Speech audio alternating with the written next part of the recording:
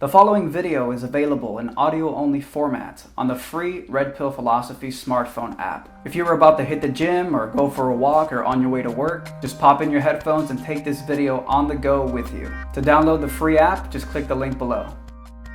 You know, yesterday in the debate, Donald Trump suggested that he does not have a small penis, was mocking Trump's small hands. And the implication was that maybe something else about Trump is small. And at the debate, Trump said, somehow the conversation of his small hands came up, and Trump said, you know, some say I have small hands, and some people say that might mean something else is small, but trust me, there's no problem down there. And, people might say, oh my God, that's so immature. Oh, it's so unprofessional. Oh, that's no place to be talking about penis size in a presidential election. But you see, to me, that's why I like Trump so much. For too long, politicians weren't allowed to be like everybody else. You know, what Donald Trump said, that's something you and your buddies might say when you're hanging out in your living room. For far too long, politicians and presidents have had to be these cookie-cutter, professional, formal little puppets who weren't allowed to express themselves the way they would behind closed doors. And nothing says a fucking coward like a guy who is afraid to express who he truly and deeply is. And a lot of times the reason that these presidential candidates wouldn't express their true selves is because they were on the leash of their corporate donors, the lobbyists and the special interests. But that's the thing about Donald Trump. I don't know if you knew this, but he self-funds his campaign. He doesn't take money from any special interest. He's literally using his own money, so he's not beholden to his donor. So Donald Trump is a guy who doesn't have a shackle on his neck. Donald Trump is a guy who doesn't have a fucking chain leading him around like a leash, where to go and what to say next. And when Donald Trump goes up there and makes little jokes about his penis size, or if he's out there, mocking Rosie O'Donnell in that debate months ago with Megyn Kelly in the Fox News debate, this to me is actually all a good sign. Too often people, they want a policy prescription from their president. They want a president who comes in and says, we're going to do this, and we're going to do that, and we're going to do that. But sometimes life, and really, I found this to be true in business and in growing my blog and my YouTube channel, Red Pill Philosophy, and various pursuits, that sometimes it's not about what you do, it's how you do it. It's sort of, where are you coming from in your actions? Where do your actions stem from? It's the idea that intent matters. What are your intentions? And with Donald Trump, I see a guy who a lot of times he'll say things. People ask him, how are you going to build the wall? How are you going to get Mexico to pay for the wall? And he'll just say, I'm just going to make them pay for the wall. Step-by-step policy prescription, that the idea of a presidential candidate who just wakes up in the morning and says, I'm going to go do this, and he does it. Well, number one, that shouldn't be too hard to believe from Donald Trump, because he's done that his whole life. That's how he built a billion-dollar empire. He has the mentality that you'd have to read a fucking Tony Robbins self-help book to understand. These are fundamental principles that you can foster in yourself. Things that aren't taught in school, by the way. While you're in school learning math and fucking reading and fucking Shakespeare and all this bullshit that you'll probably never use. Yes, you'll use reading. I meant Shakespeare reading, like the fucking mental masturbation of studying Shakespeare. You're never really taught fundamental self-development principles, which is bizarre, because that's the starting point of success and empowerment in life. So Donald Trump is a guy who, it's internal stuff. You can tell this is a guy who stacked his personality with the key fucking qualities of an empowered person. He goes out and he asserts himself, and people are just, their brains are melting.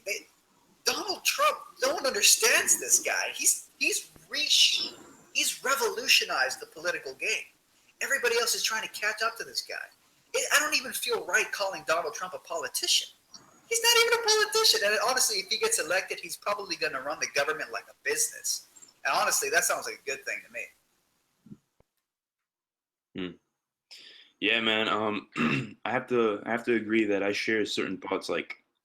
that he may be a good candidate because, I mean, like I said, I don't really know much about politics, so I don't know if he's, you know, the right type of leader for this whole thing. But on a surface level, the way that he, I guess, engages my emotions is my reaction to him is like fuck yeah, you know, because he's cool. Like the way he, like you said, asserts himself, the way the shit he talks about. Actually, you know what? You're familiar with Ty Lopez, right? I've heard about him. Yes. Yeah. So I went to one of his seminars in New York City about a month ago, and during the seminar, um, he was talking about this system called PACE, which means practical, action, social, emotional. I was raised in a household with nothing but women. Like my mom was here, my dad was in Europe, and I only saw him during the summer. And then my mom, when she'd be at work, I'd have a babysitter who was a woman, and then I'd go to school with women teachers. And the only like masculine contact I had was with my friends out in the streets, which so I basically was raised around people that were very emotional, and I think a lot of men, plus with this whole feminist climate, they get raised in that sort of environment, so they become a lot more emotional and stuff than they really are. And that's what Ty Lopez was saying. He says a lot of men now are ease, like primarily emotional, because of being raised in that sort of environment. But deep down inside, had they been raised in different ways, they most likely would have been like AAPs. So how that reconnects to Donald Trump is that um, all this like PASE energies, practical, emotional, blah blah blah. He says mostly guys now are E's in the U.S. And Donald Trump is definitely not an E. That motherfucker is an APSE. Like E is his last shit. He's so unemotional because I'm gonna tell you how fucking unemotional he is. Donald Trump is so not emotional that he was $9 billion in debt, I think, at one point. And that motherfucker kept a layer of stability that, because most people commit suicide with like $500,000 to $1 million in debt. Like a lot of people commit suicide when they have that kind of money in debt. That motherfucker was $9 billion in debt, and a lot of times he kept his cool. You never saw Donald Trump like fucking, crying in the mirror or some shit. So he says most guys are like E's now, and I'm working on trying to like get rid of the E energy as much as I can by taking martial arts, by taking a lot of different things to sort of toughen up and become harder and more stronger. That's one misconception I don't want to put across. I've been promoting that company, Dollar Beard Club, lately, which I think is a badass company because I love the way they represent, beard. And I think there is a war on beards nowadays, believe it or not. I really do think there is a war on beards. But never have I suggested that just because you shave, you're less of a man. I don't want to put that image across because then that just creates stupid infighting between the bearded and the beardless. But that's a side point. This idea of the feminization of men, the idea that we let emotions run us, and a lot of times it's like a fish in water. We're not really aware that we're immersed in this sea of emotionalism, that it's become habit to be emotional. We don't even know what it's like to have been raised by a masculine figure. A lot of times, even if you had a dad who was there the whole time, just because you had a dad doesn't mean that he was a masculine man. And sometimes even a father can raise you with feminine energies. And it is sickening. You mentioned the school system a moment ago, where the teacher's usually a female.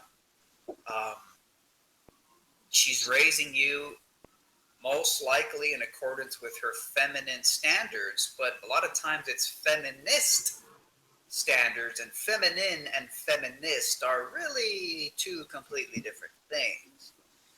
I don't even know what the fuck I was gonna say, honestly. But so I'm gonna hand it back to you. And you were saying about Donald Trump, and I don't know if you had anything else to articulate on the point of Donald Trump. Yeah, like Yeah, go ahead. Yeah, I was just gonna reconnect it to the whole point about Donald Trump. And by the way, I'm definitely working on getting a beard, but I'm 20, so I can't really get it just yet. But I'm working on it, man. Yeah, we'll definitely drink a beer one of these days, and then I'll have a nice fucking beard with it.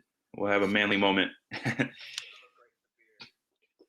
So one of the things, yeah. So what I was saying is that most men nowadays are E's in the U.S. Even the so-called muscleheads at the gym, they'll still cry when they're faced under some sort of pressure.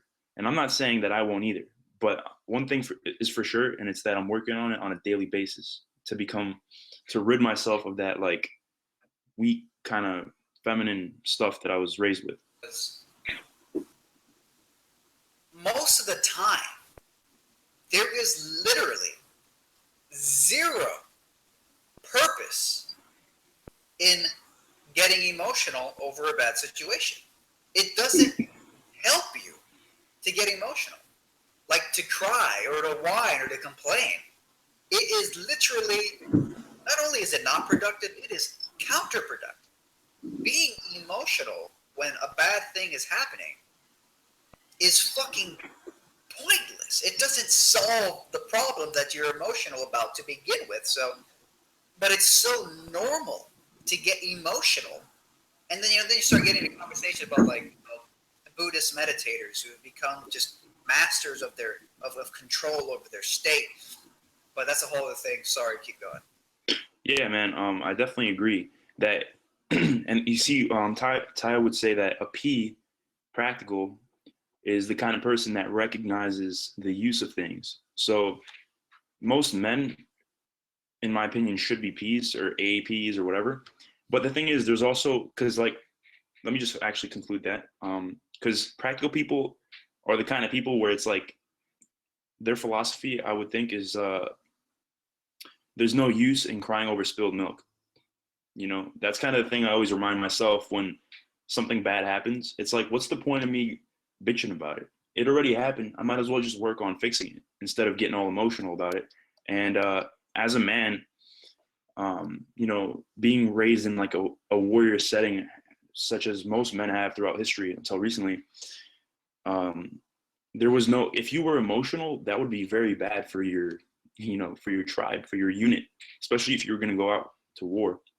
If you start becoming emotional as your men get injured or even killed, then you're going to start weakening the people around you because they're going to start getting scared and emotional. Next thing you know, the other force that is fighting you it's for them, it's like fighting a bunch of girls. You're just going to get scared and start crying.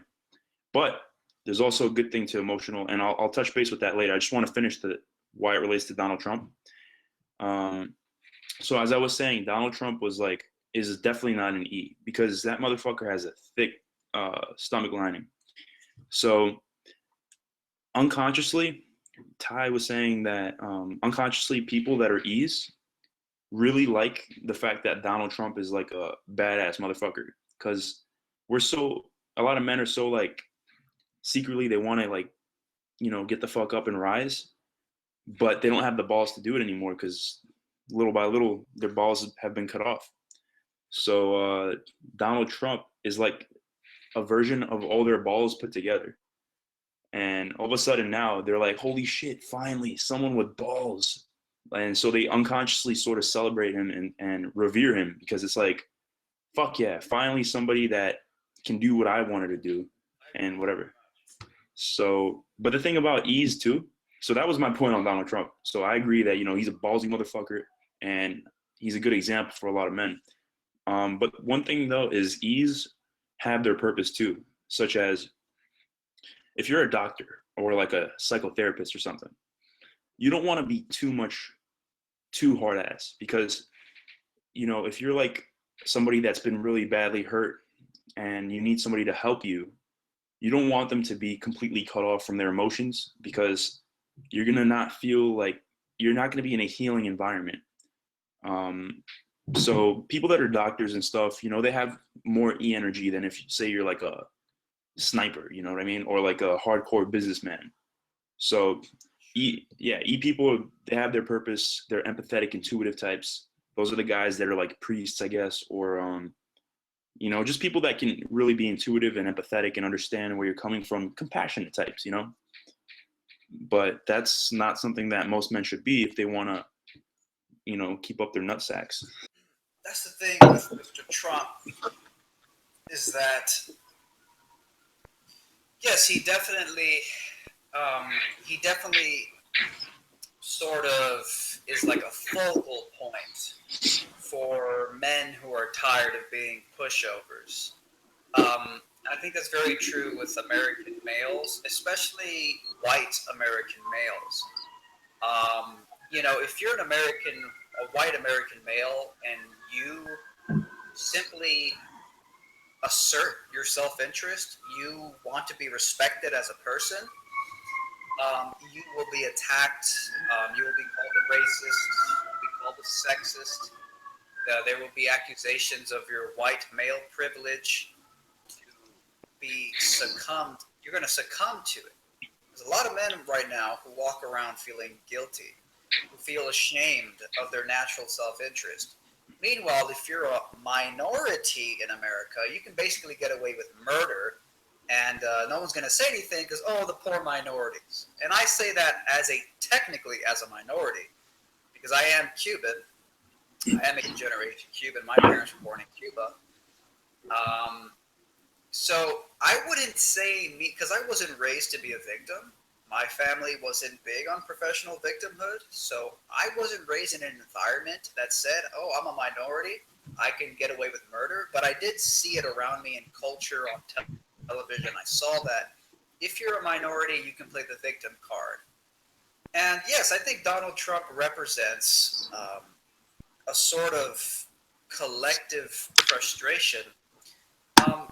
I'd be careful not to make it seem, by the way, that vibrating sound keeps coming up. I just want you to know so we don't interrupt you. So the thing with Donald Trump is that I would be careful, because when you were saying that, the ease fight with Trump, I think, in some ways that can be interpreted, and I think it is true, that these E's are disempowered. They are people who aren't actualized or as actualized as they could be. And I think that's true in some ways, but I also want to make it clear that I think Trump also, because look, I'll put it to you this way. Before Donald Trump was in the election, I had zero interest in this election cycle. As far as I was concerned, government might as well not even exist. And it's interesting because government and the mainstream media caught a message into mainstream society that says government rules everything, government has control over everything, government is everywhere. But that's not true. There are so many pockets in society where where people operate not free of the government, but they don't give a fuck what the government says of things. I guess an example of this would be like Silicon Valley, maybe, where you have these crazy innovative motherfuckers who are just revolutionizing technology, and by extension, revolutionizing the state of human existence. These people, it's so cutting edge there. I was reading a book, it's called How Google Works, and it talks about how Google became the great company that it is. And I was kind of surprised that, because, you think Silicon Valley's over there near California, just a bunch of liberal lefties over there. Competition is bad, but and Google kind of gives this sense that it's a politically correct company, but I was reading the damn book, and, they're talking about, that they run their company like a meritocracy, where they don't care what your skin color is. It's all about, can you do the job? It doesn't matter if you're a male or a female. It doesn't matter what your status is. It doesn't matter. And by the way, this is very important. It doesn't matter whether or not you have a degree or not, a formal education or not. In fact, on their website, on their careers pages, if you want to work at Google, one of the things they say is that we don't really care about your grades. We don't really care if you get the answer right. We're more interested in how you think, not whether or not you can get the right answer. So they believe in a meritocracy. And I just find that amazing. Government does not rule everything. And I think that's just an important point to put across, because I don't even know what the hell that fucking point was in connection to anything else. I know it had to do with Donald Trump. So Donald Trump definitely represents that. This is the point I was going to make. That on one level, I think Donald Trump represents the frustrations of disempowered people, but on another level, I think he represents really a new renaissance that's happening. You know, you look around and you see that there's this new surge of small business. That's why shows like the Shark Tank are so popular right now. People are fascinated by how businesses arise, the back workings and things. There's a new surge of entrepreneurship happening. And in one sense, I think Donald Trump represents that, because before I even knew Donald Trump was in the election, I wasn't paying attention to the election cycle. I was done with government. I was done with politics. I was done with voting. I'm like, enough of this bullshit. Who the fuck needs this shit? It's irrelevant. The politicians lie. They don't fuck that. Maybe there's a better way to organize society. And that's what led me into libertarianism. That's what led me into anarchy, anarcho-capitalism, the idea that fuck the government. Let's just in the free market, as free as it could be, let's freely associate with people we agree with and form our own bonds and our own community, as opposed to fucking putting a check mark on a fucking ballot box and voting for some fucker who's going to be president of the United States. Like, one of those approaches is the empowered approach. The other approach is a disempowered approach. The empowered approach is, I'm going to build myself up, self-actualize myself, become empowered, and through my associations with people, build an influential a reach that could actually change the world, versus I'm going to put a check mark on a ballot box once every 4 years, and this guy that promised a bunch of shit is going to become president. He's going to make everything good and well. So you have an empowered approach versus disempowered approach. I was done with this disempowered approach. I'm like, that's enough of that shit. I wasn't even the concept that there were debates going on. I wasn't following these debates at first. The moment, and this is the moment that I became interested in the election, was when I saw a clip on my Facebook page of Donald Trump at a debate. Politics, elections, what is that? It doesn't even matter. I was focused on other shit. But it's this clip, and Donald Trump, Megyn Kelly, starts to go after Donald Trump. Donald Trump, you're a sexist, you're a misogynist. You said you called women fat pigs. You called women obnoxious slobs. And Donald Trump's response was, only Rosie O'Donnell. And that changed everything for me. That was a pivotal moment. And people, like I said at the beginning of this podcast, people might say, oh, that's such a silly thing. Why? That's so unprofessional. That's a silly joke. Why would that matter to you in a presidential election? People do not understand the relevance, the significance of Donald Trump. Number one, it says that he's willing to be politically incorrect, which is gargantuan. That's huge. Number two, it says that the motherfucker's courageous. Okay, so he's courageous. I mean, you got to have balls to say things that might offend people. That's called taking risks. That's number three. He's willing to take risks. Risks are important. Now, you know, school, when the average person is raised in the school system, you're not taught to take risks. You're taught to sit still, shut up, and get good grades. You're de-incentivized from taking risks because a risk might mean failure. And in school, failure is an F. An F is really bad. And if you get an F, your parents aren't going to buy the Christmas gift. Your teacher's going to scold you and embarrass you in front of everybody else. You are de-incentivized from taking risks in grade school. By the way, shameless plug, I talk about all this and much more in my new book, now available, Success Without School, Think Outside the Classroom. Click the link below. But the point is that Donald Trump is, that was a pivotal moment. Donald Trump, when he said that, I was like, who the fuck is this guy? This is something's going on here. This is ending. And so going back to my original point to conclude this tirade is that I think on one level Donald Trump represents frustrated, disempowered people, but on another level I think he represents this new entrepreneurial rising that's happened, this new self-empowerment movement that's happened. And he is not only the leader of the frustrated people, but he's also a leader of the empowered people who have a higher standard of consciousness, who have a higher standard of the internal states in there, who don't believe in things like envy and fear and ego and all these things that are just pollution of the soul, which does affect how we act and operate in the world. And of course, Donald Trump probably isn't the most ego-free person out there, but I do see I would say ironically, even though Donald Trump defends his reputation very, in a sort of a paradoxical way, I think you could say that he is very ego-free, because the willingness to get on a stage in front of millions of people, guarded and just bashed, you kind of have to be okay with the fact that people are insulting you. So in a way, although Donald Trump seems like an egomaniac, I would also say that maybe he's not such an egotistical guy, because that's sort of the paradox. I think sometimes the more willing you are to let people insult you, the less of an egomaniac you are, which seems pretty obvious. But Trump, on one level, he seems like an egotistical guy, but the willingness to get up there implies that he can take it.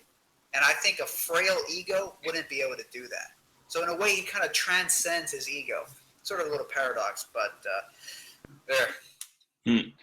Yeah, dude. By the way, I was listening to your book the other day. I listened to about an hour of it while I was working out, and I gotta say, good stuff on it. And my mom heard it while I was working out, and she's like, very like old school minded, so she automatically got polarized by it. So good job.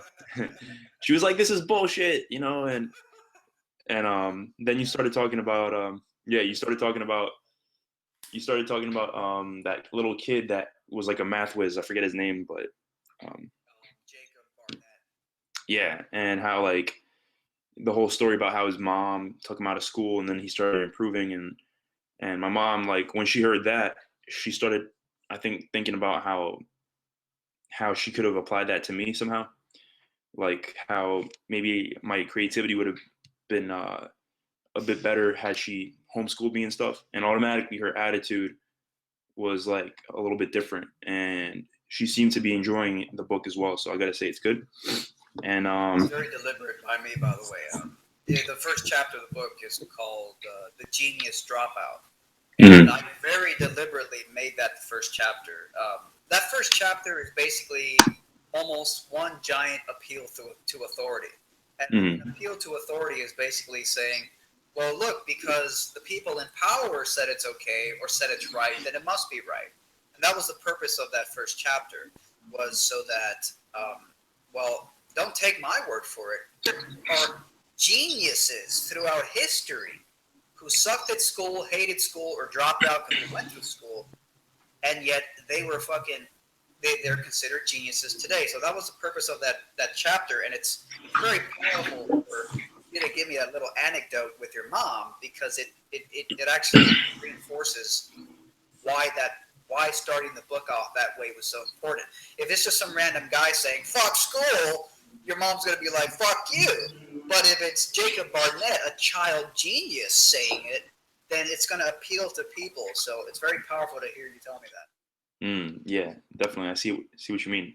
Um, so about Donald Trump and his egoless attitude, it reminds me of something I heard also about Michael Jordan. Um, Michael Jordan was the best basketball player for a while. For years, I believe he had like the most NBA rings or something. I don't really know much about basketball, but his story is fascinating because a lot of his teammates and people in general used to say that he was the cockiest bastard on the planet. And he was very, outwardly cocky, and people would feel embarrassed to even talk to him, really. And but his coaches would say that what's his secret, I guess, to success? And his coaches had the answer. They said that he was the most teachable student they've ever had. He was the kind of guy that would come to practice early and stay late. And the whole time he was there, he would be taking advice word for word from his coaches and applying it quickly into the best of his ability. He wouldn't let any of his arrogance get to him, like, oh, I've been doing basketball for a long time. You don't know what you're talking about. he would apply all the teachings his coaches would say. So, and this is something Ty also mentions, Ty Lopez, but this is mostly from his book, Story of My Life or something like that. So outwardly, he was extremely arrogant, super cocky, but inwardly, he was extremely humble because he worked the hardest and put in the most work out of anybody, really. So, and I also heard something pretty cool. I think Osho talks about this. Osho says that if you don't know how to do something and you go do it, and it's something scary, then you're going to be really scared because you don't know how to do it. But if you do know how to do it and you have a certain competence to it, then you're going to be more confident. Like, just think about a 16-year-old kid going into an MMA ring with a cage fighter. No matter how tough that kid is, let's just say he has no fighting experience. He's going to be fucking scared in that ring, whether he shows it or not. But he's going to be fucking scared. But let's say Mike Tyson goes into a ring with like some guy that only has 2 or 3 years of fighting experience. Mike Tyson's going to be very confident that he's going to win, and he's not going to look scared at all. He probably won't be scared. So both of those people, Michael Jordan and Mike Tyson, are very arrogant and cocky. But if you look at the other side, they fucking put in so much work that they have the right to be fucking arrogant and cocky. But that surface arrogance and cockiness is simply a surface. Inwardly, they're extremely humble because they've worked harder than everybody else. So when you said Donald Trump was paradoxically ego-free, that may very well be true because he must have worked like to get his billion-dollar empire. People think it's all about connections and just, getting a free lunch from everybody because you know them. That's not the case. Building $1 billion empire is no fucking joke. And especially being $9 billion in debt and then remaking all that fucking money plus more, that ain't no joke either. So Donald Trump must have been extremely humble because he had to accept a lot of setbacks and learn how to deal with each one of them to get where he's at today. And now to run for president, that's no fucking joke either. You can't just be some cocky dumbass and do that. You got to learn how to do all that. You got to get consulting. You got to learn. You got to sit down. You got to read. Every fucking moment of your day has to be a grind. And so if you ask me, Donald Trump deserves to be a fucking arrogant bastard because he's put in so much work that he's going to start listening to everybody no matter what they say to him and being all like starry-eyed and wimpy and like, oh yeah, I don't know much about anything. That motherfucker knows something. He knows a thing or two. So when he appears, cocky, that's totally fine. And I think most people don't understand the work he put in. And definitely a plus, being like politically correct. Is that even a word? Politically incorrect. That's Yeah, what they say. politically incorrect. That's definitely a plus in my book. And I think he appeals mostly to men, but also to women too, actually. I heard my mom was up. To feminine women. Yeah, exactly. My mom was she was mostly raised in the Soviet Union. So she was there for maybe like 15, 16 years of her life. And then she came here. And obviously, the conditioning of here took its course. However, she still maintained a very feminine base because her whole like beginning structure, her foundation was based off of very feminine women. So she like admires guys like Donald Trump, or she admires guys like even the president of Russia, Putin, who he's also pretty fucking gangster. Like I was listening to a podcast with Jocko Willink and Joe Rogan, and Jocko, as you may know, he's a Navy SEAL, and he was talking about Putin.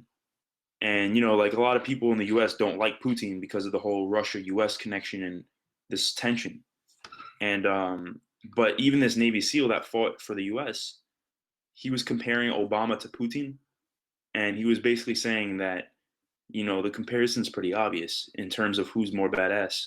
and who has more of a, I guess, valid perspective when it comes to politics and power.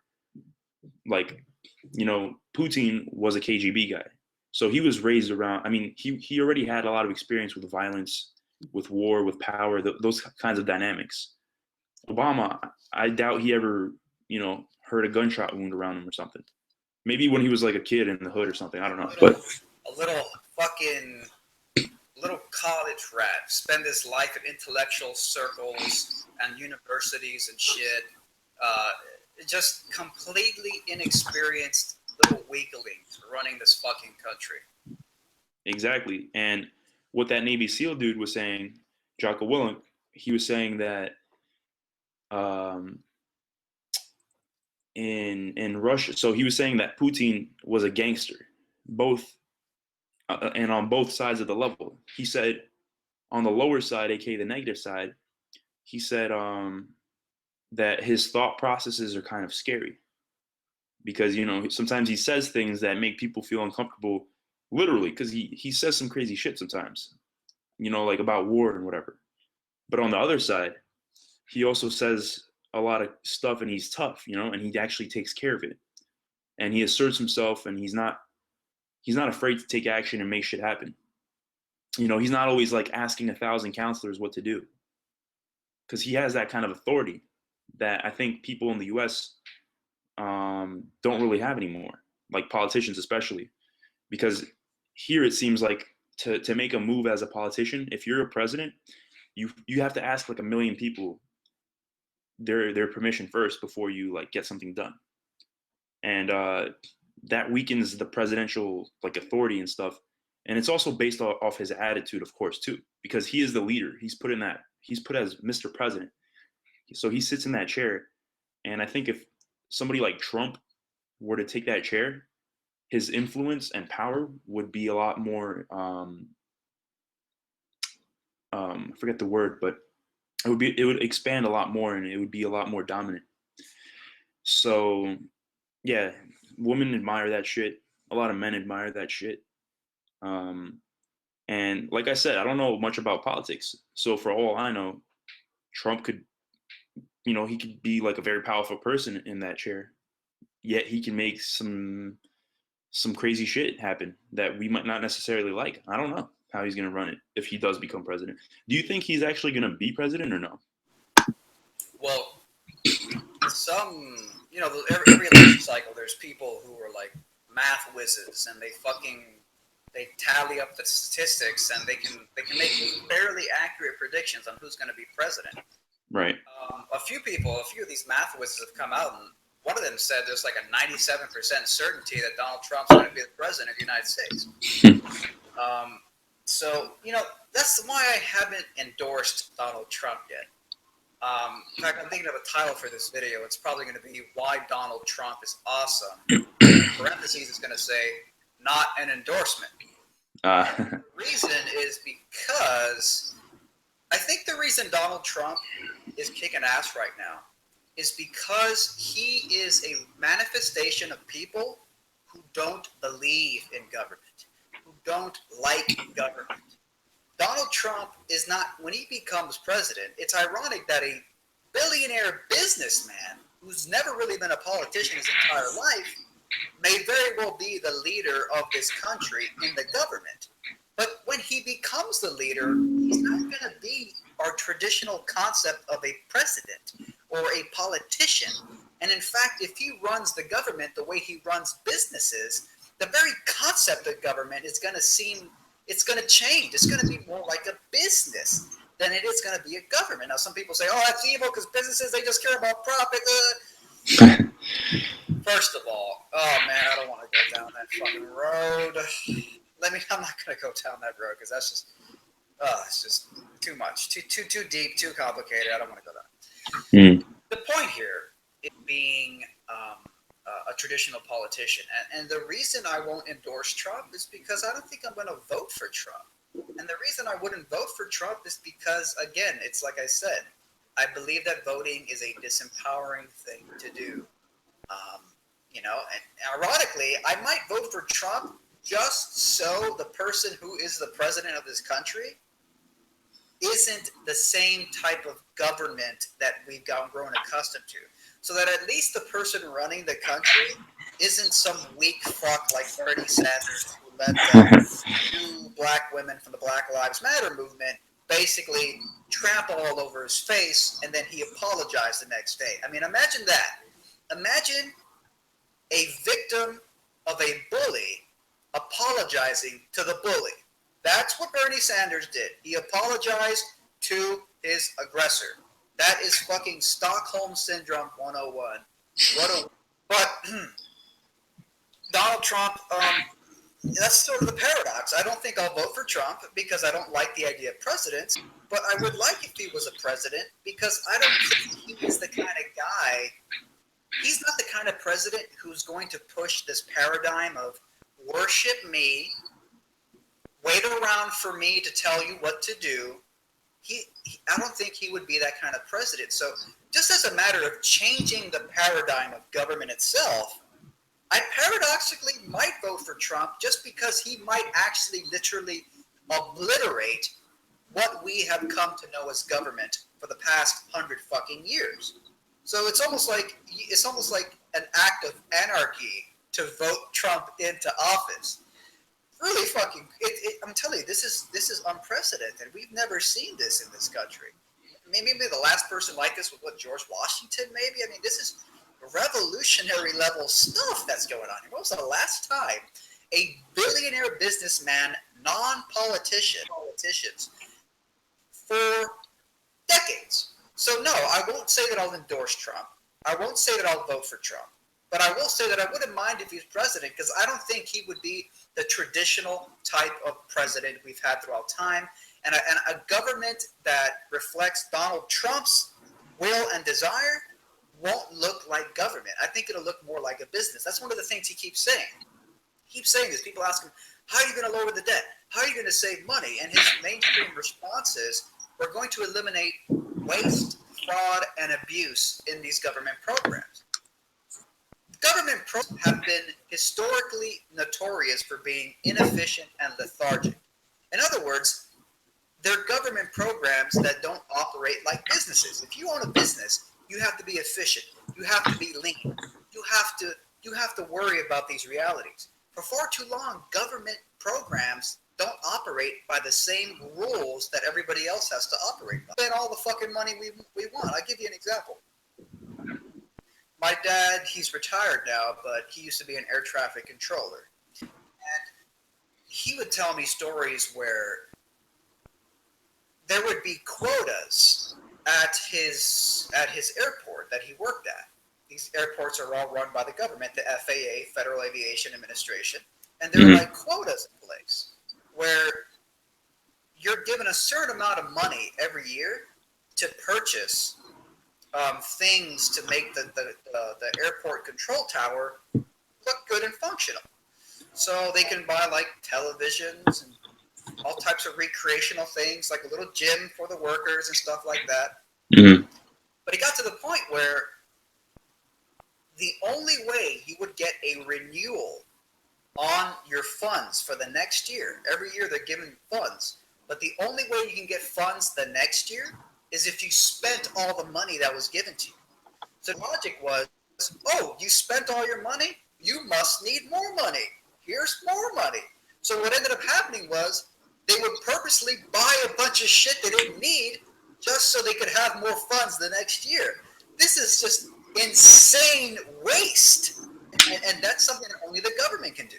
So, so that kind of waste, that's just one speck of the kind of waste, fraud, and abuse that is systemic in government programs. When Donald Trump says he's going to fucking, get rid of waste, fraud, and abuse, that's Donald Trump saying, I'm going to run the government like a business. That's essentially what he's saying. I'm going to run the government like a business.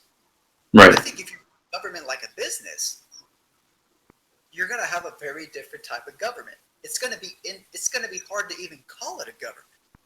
And this is fantastic fucking news as far as I'm concerned. And ironically, I feel like libertarians should be on board with this because it's almost like the government will be gone. In fact, a lot of libertarians, and if you go hardcore into like the anarchist views, They think the government should be private. It wouldn't be called the government, but it would be this private thing that settles or handles services that collective groups of people agree on. So it's weird. It's just it's hard to really figure out this thing. But if you really think about it, this is just an unprecedented time. So yes, to your question or to your point about what Trump will do when he becomes in office, I don't know and I don't care because I probably wouldn't vote for him. Mm-hmm. And I think the fact that Donald Trump represents this growing group of people who are disenfranchised with government, who are saying "fuck the government," to me that tells me that he wouldn't do anything authoritarian or tyrannical when he comes into power. And for that reason, I might vote for him. I might vote for him just as in an attempt to abolish what we currently perceive and think of as government. Mm. Yeah, man, it's I gotta say, man, it's like it would be an interesting experiment to say the least to have him, be put in that position. And Donald oh, Trump is like a really empowered freaking person, and I think that relates a lot to your YouTube channel. Um, you know, tell me a little bit more about that, though. Tell me a little bit more about your channel and this like what is it about, and and what are you trying to put forward with it? right. So I guess with my YouTube channel, what I'm attempting to put forth is I'm trying to capture those like the old stuff, like the old philosophies and teachings and obviously it's a channel primarily geared for men because I feel like if any business you get into, you have to choose your demographic carefully. And I'm a man, and this is the kind of stuff I want to learn myself. So it's primarily geared towards men. And the sage is the person because Sage Warrior Casanova. So Sage is like the guy that uh, is aware spiritually of himself and of the environment. So you're in touch with yourself. You're in touch with your spirit. You're in touch with your like when you meditate, for instance. Uh, you feel a presence. You feel a consciousness, and I think once I started meditating and feeling that consciousness, my whole entire life changed because now I started seeing the world from an observer point of view in a sense where I'm not identified with my ego like I used to be. But the cool thing is, I could cycle from being disidentified from my ego to being identified with my ego when I need to. So it's been a very cool shift. And also being disidentified from your ego, which meditation helps, is cool because it makes you also more stoic. Because a lot of times when life hits you with something, if you're identified with your ego, you're going to react in a way where your ego must be protected or your ego takes a hit or a blow. For instance, if you're identified with your emotions, aka your ego and stuff, and you spill something on the floor or you stub your toe or whatever, you automatically feel like, oh, that's me being a victim of what's going on. Yes. But when you're not identified with that, you realize that you are not what's going on right here. So that spilled milk, that stubbed toe, that broken heart, or whatever, that's not you per se. That's just your ego. So you're not really your consciousness, your awareness, which is fundamentally who you are at your core, is untouched. And if you remain in that space, you react less to life. So you have a lot more control over your impulses and stuff. So I feel like meditation is good for men, especially because it makes you tougher in a sense.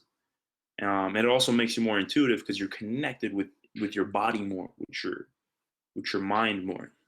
Um, so I want to bring forth that sort of awareness to people because I feel like to be a strong man, if you combine that with like meditation and spirituality, you can reach new heights because that's how a lot of men were back then. Like the samurai. Donald Trump? What's up? Can you become Donald Trump? Can I become Donald Trump? I probably Can these principles make you Donald Trump? well, these principles they can fucking make you Donald Trump because if you want, you could disidentify from your consciousness and fucking form yourself into Donald Trump in a sense. I was kind of kidding, but yeah, go ahead. No, I know. I'm also playing around too because obviously we can't fucking be Donald Trump because everyone's gonna have their own flavor in this shit. But um, yeah. So like That was the sage aspect. yeah, and just to conclude it, like the samurai were obviously very hardcore warriors, but they also meditated and had that spiritual side to them that they fully fucking embraced. So the warrior aspect is obviously like that's where Donald Trump would be, I guess. He'd be more of the warrior kind of. He's more like a king kind of guy, but a warrior is someone that I want to bring forth the teachings of warriors back then and the teachings of warriors now. So the warriors are the if you look at the Spartans, those are one of my like big inspirations. These guys were fucking tough. At 7 years old, they were being taken away from their families and put into brutal military camps until they were 18 years old, which is when they were deemed as graduates of the academy and now officially warriors able to fight. And those 3 plus 8 years, those 11 years of training were very hardcore. They had to they were encouraged to steal food because they weren't readily given food. So they would have to steal food to survive. And if they were caught, they'd be flogged. And it was not uncommon to have a boy so severely flogged that he would die during the flogging. Um, other things or other examples of Spartans being tough motherfuckers uh, include the fact that they were given one cloak their whole training session, and like they would have to do everything with just one piece of cloth, meaning that's their whole entire clothing, and no matter how cold it was or hot it was, they would always have to wear that. So, and they would also their food was primarily just pig guts in soup. They would make pig gut soup, so it'd be like blood with fucking guts as their fucking food. So their whole fucking existence was basically we're gonna make your life so uncomfortable that when you go to war, you're gonna wanna fucking you're so like your life sucks so bad that war is even better than your life. You got nothing to lose, yeah. So like I'm not saying that we should live like that because times are fucking better now. Because I don't think there's any point of living like that right now. But there's a reason we talk about those motherfuckers today. And it's because they were such a good warrior culture. They were so tough that their name is in our mouths thousands of years later because of what they fucking did. So the point is, there's a lot of cultures just like that, whether it's Native American tribes or just other European and even African tribes were very fucking tough, and they all like took masculinity seriously, and they all valued strength, honor, courage, and mastery among men. So I want to bring that back through compelling content. And Casanova. Casanova is, I think, one of the ones that are the most controversial because a lot of people nowadays are into spirituality. So when you talk about it, they agree with you. Warrior stuff, it's a polarizing topic. Um, but Casanova, man, that's polarizing as fuck. Most people are very resistant when it comes to learning game and seduction. But yeah, so almost every time I talk to anybody that's not into the shit I'm into, they're always polarized by that one the most. And I think so. I want to bring the philosophies of seducers and the current knowledge we have today all together because I was also very inspired by people like RSD, instructors, etc. Because they're they're empowering men to take responsibility for their relationships And so I like to say they're empowering men to deal with reality. right. A lot of times, there's a lot of shame directed at like the pickup artist community, or like men who teach game and dating coach. A lot of shame directed.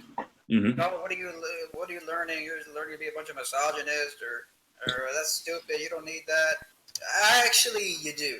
If you're going to go out there to the modern dating game, if you're going to be competing, the principles that companies like Real Social Dynamics teach, that's reality.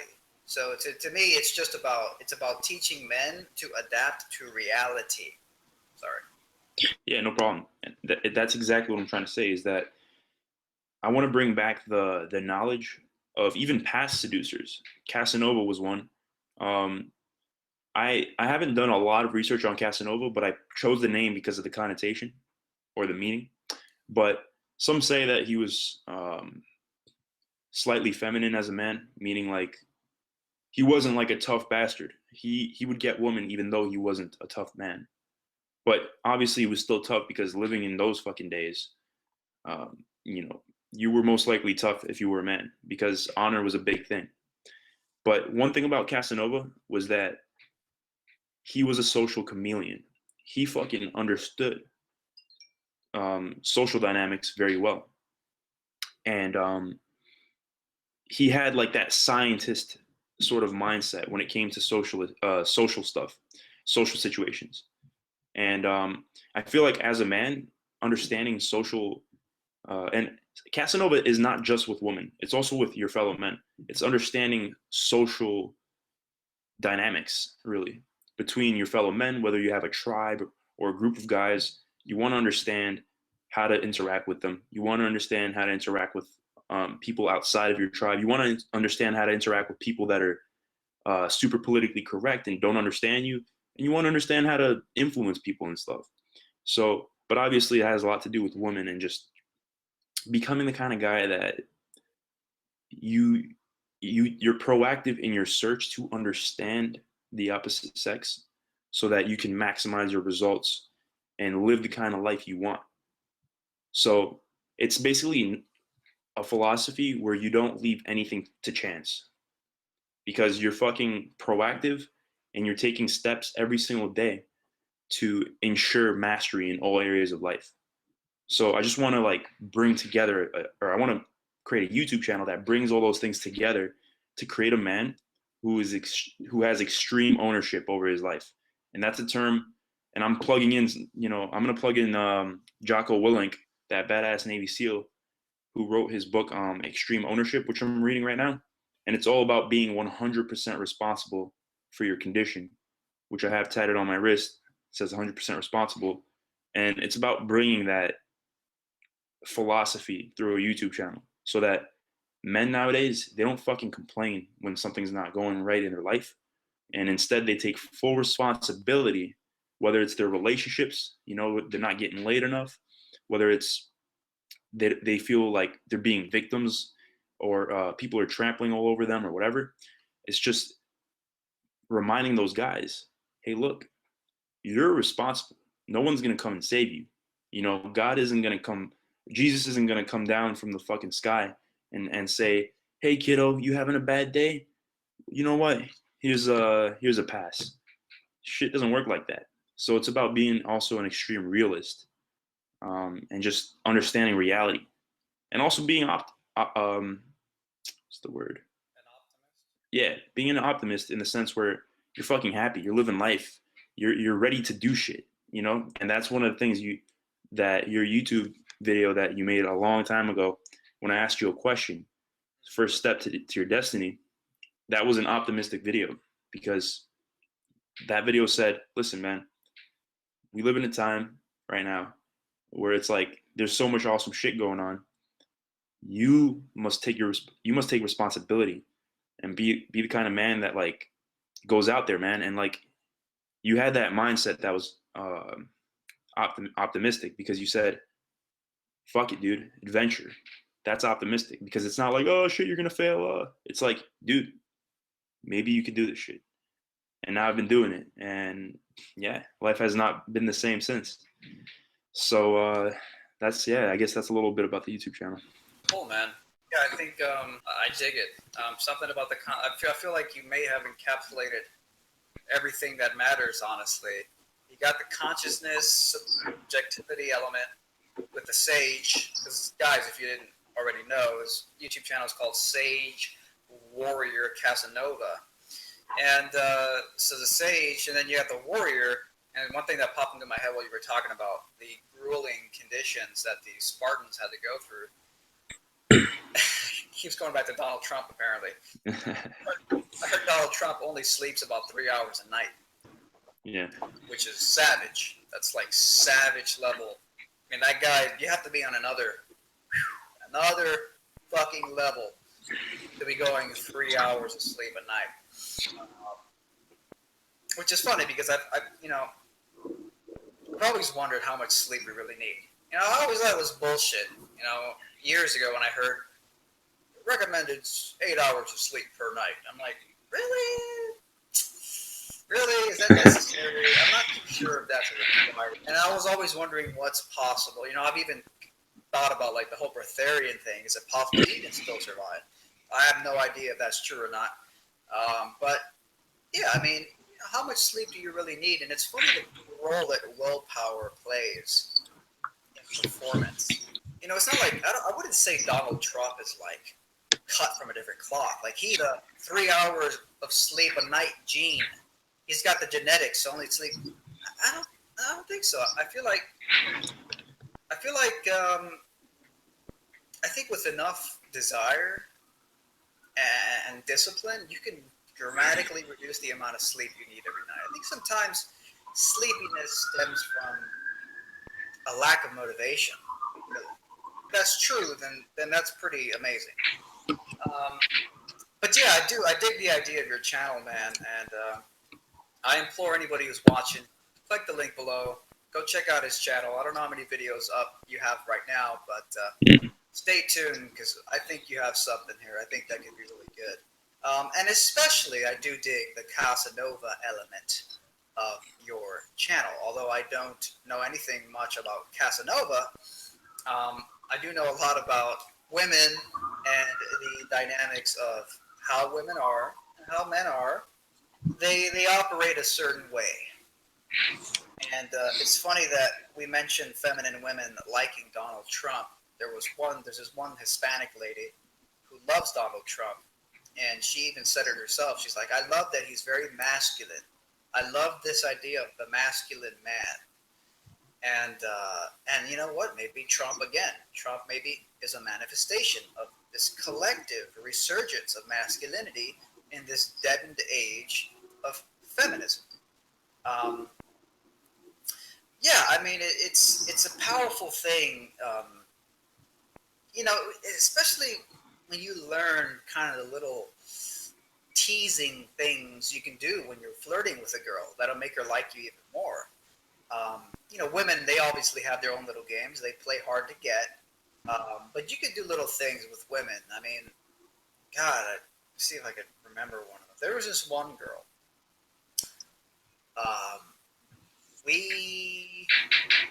I met her on South Beach. And she was into me. And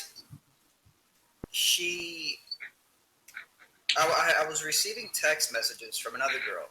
While I was talking to her, I was receiving text messages from another girl who was into me. And this girl, who I was talking to in South Beach, she's like, who is that? Is that another girl?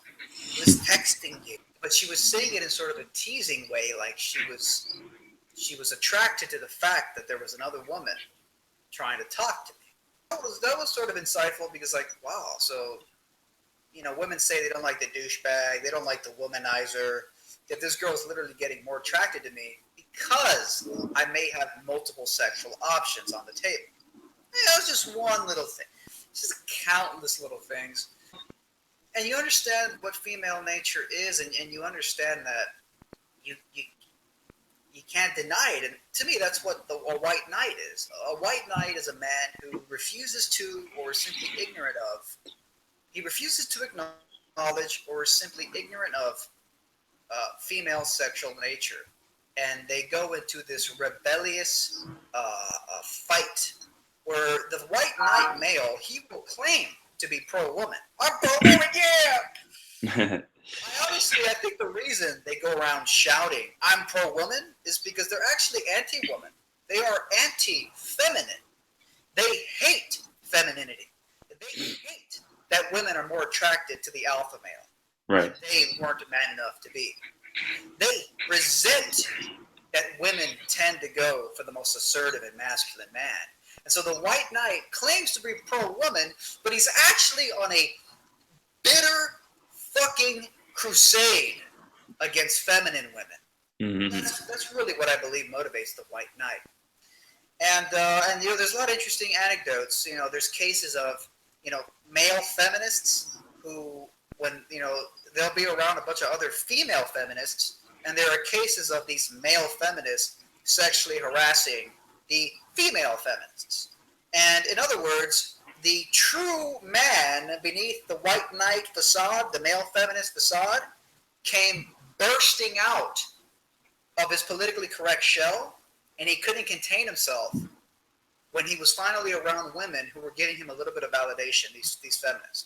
Right. So, men like to flirt with women, Mm-hmm. and there's nothing wrong with that. And if you resist that, if you resist your natural inclination to flirt with women, and you say you're pro-woman, and you're a male feminist, well, what's going to end up happening is you're going to end up fucking stifling that shit, and it's going to come out in these perverse, crazy ways where you're going to end up sexually harassing some fucking lady because you don't even know how to seduce a woman. Mm-hmm. You don't even know how to spark attraction. So, Definitely. white knights are just literally the plague of the planet. Mm-hmm. Hey, man, I've drank so much water today. I'm just going to, run to the bathroom, and I'll be back in 20 seconds. All right? Thanks, Ben. I'm sorry about that. People have this idea that Trump is like some fucking savage who's gonna fucking bring about World War III. Right. So he opposed going into Iraq, which was one of the biggest catastrophic quagmires of the 21st century. So he clearly shows temperament. He clearly shows restraint. He's not just some unhinged psycho. So I think that's nonsense then when people say that. But yeah, dude. How long have we been going here for? Let's see. I think we've been going for an hour and a half or an hour. I don't know. Honestly, it doesn't even say the time anywhere. Yeah, okay, that's all right. Well, I actually got to pee too, so. Go ahead, dude. I think that I could hold it by the time we're done. Did you have a lot of more things you wanted to talk about? Or do you think we could, sum this up in another 5 minutes? We could sum it up. I mean, obviously we'll make more podcasts soon, and we could always talk about other stuff there. But yeah, dude. Just to add on to what you were saying about Donald Trump and I didn't even know that he opposed the war in Iraq. Didn't know that. But public figures publicly saying, "Don't go in there." Right. He said he's going to destabilize the Middle East. That's exactly what happened. What did he say he was going to do? He said that going into Iraq would destabilize the Middle East, and that's exactly what happened. Mm-hmm. Gotcha. Yeah. So, I guess to add in any last information, I would say that there's definitely a movement among men now to, and it's not like a masculinist movement or whatever the fucking word is, like the opposite of feminists, guys that are victims now or whatever. It's more like we're trying to tell, I guess there's a movement of men that are just taking responsibility now for becoming masculine and living the kind of lives they want to live, and losing that victimhood mentality and embracing old school ideals of masculinity. And it's a weird kind of thing in comparison to feminism, which, from my understanding, feminism is like all about the new views on things, meaning they kind of reject old school feminine roles, and anything that has to do with old school stuff, they reject it. So it's all about like equalizing and depolarizing the male and the female sexes.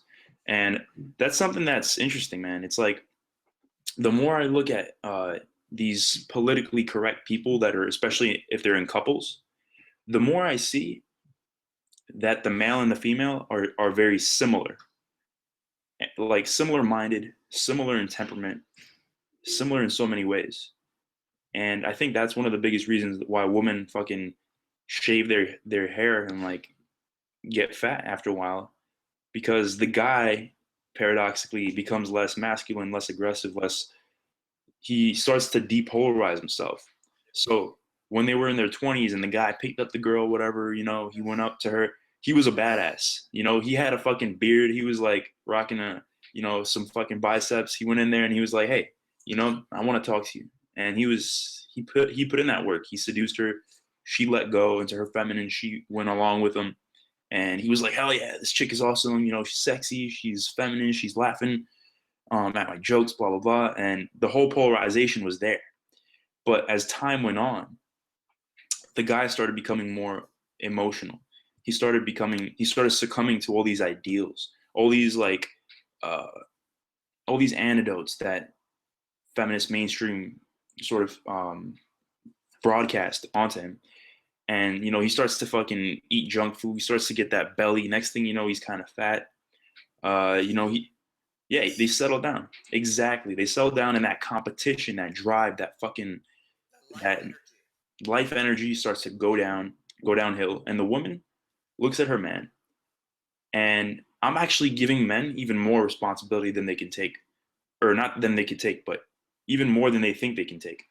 Meaning the guy is ultimately going to be the leader in most situations when it comes to that kind of role. So a lot of times the woman reacts to how he acts. So if the guy starts to settle and starts to gain weight and starts to do all this shit, then the woman will paradoxically have to react to that. So she will have to start taking on more and more masculine responsibility. She's going to start to react to his depolarization and depolarize herself. And I feel like a lot of times, if you go to if you take an average couple that are that are liberals and affected by all this shit, and you make that guy a badass, his woman will little by little transform along with him. It's almost like she follows his lead. It's like a dance, and the guy leads the dance, and the woman reacts to it little by little. So I think a lot of times it's also important to tell guys that it's about you ultimately, man. It's about you becoming the man that you want to be, and it's about you leading your woman into that.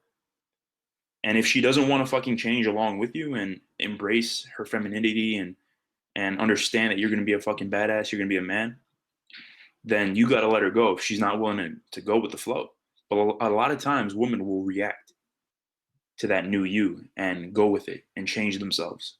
So I just wanted to say that if you're a man, take responsibility and don't blame your woman for you becoming less of a man.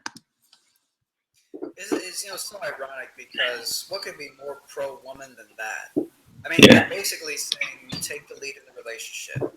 Men should guide the way for the woman. Men should take more responsibility in the relationship. So it's funny that the feminists will say that you and I are anti-woman, yet they say that being pro-woman is telling a woman you don't need no man. Go out there and try to emulate traditionally masculine qualities until that woman is Ronda Rousey, gets her head kicked off by her opponent in a Holly Holm, and then Ronda Rousey literally says she was about to commit suicide because I'm nothing, quote, I'm nothing anymore. nothing, by the way, relates to her term do nothing bitch, which she coined, mocking and bashing traditionally feminine women. She was about to kill herself because she thought she was nothing after she lost. She basically became a do nothing bitch, but she salvaged herself from suicide because she looked at her man Travis and she said, quote, I gotta have his babies, I gotta stay alive. And she found purpose through motherhood. And god damn, that is not proof that feminism was being very anti-woman to Ronda Rousey. Feminism was being very anti-woman to Ronda Rousey. And people being pro-woman was actually me in a video going back to July 2015 titled Ronda Rousey and Female Athletes, Why I'm No... What was it? Not why I'm no longer impressed. Why I'm not that impressed by Ronda Rousey and female athletes. And literally in the fucking video, this is from July 2015, I literally fucking say that, we live in this feminist age where we hold women up to unrealistically high standards. We enslave women to unrealistically high standards.